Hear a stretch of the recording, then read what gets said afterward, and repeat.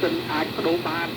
ខ្ញុំទុកចិត្តឲ្យបងយឺតដាច់100%ខ្ញុំមកជំនួសបងក៏ទុកចិត្តដែរបាទនៅឡើយម្ចាស់ចរនី Facebook ផ្សេងមួយទៀតដែលដាក់ឈ្មោះថាកំពង់វាពេជ្របានចាត់ទុកលោកជុនច័ន្ទបុត្រជាវីរៈអ្នកសារព័ត៌មានសម្រាប់កម្ពុជាគាត់បានសរសេរសារយ៉ាងដូចនេះថាខ្ញុំសូមជូនពរនិងបួងសួងដល់ទេវតាព្រះពុទ្ធព្រះធម៌ព្រះសង្ឃជួយតាមថែរក្សា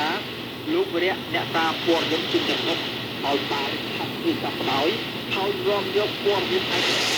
ខបផ្សាយចែកជូនបងប្អូនពលរដ្ឋខ្មែរជុំវិញពិភពលោកបានស្ដាប់ពីសង្គមព្រះ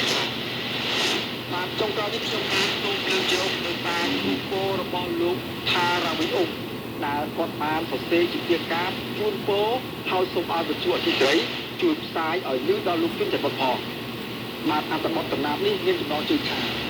សូមចាត់បុត្របានចាត់ស្ដោយដើម្បីជាជាបាទខ្ញុំបានសូមអានជូនលោកនេះបន្តខ្ញុំរងចាំទន្ទឹងម៉ោងផ្សាយចង់លឺសម្រាយព្រឹត្តិការណ៍ពិតរាល់ថ្ងៃប្រហែលចាំបុត្រលោកអិសសុខទុក្ខជីវិតជួនចិត្តខេមរាតែប្រហែលនេះវត្តមានអាខានចាត់បុត្រពុំបានបង្ហាញភក្ត្រាតែលឺដល់ព្រឹងមិនស្រួលកាយាក្នុងដួងចិត្តបាន